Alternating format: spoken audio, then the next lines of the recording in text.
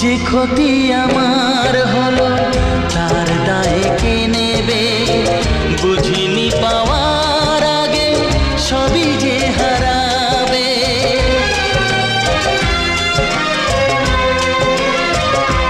ও যে ক্ষতি আমার হলো তার দায়ে কে নেবে?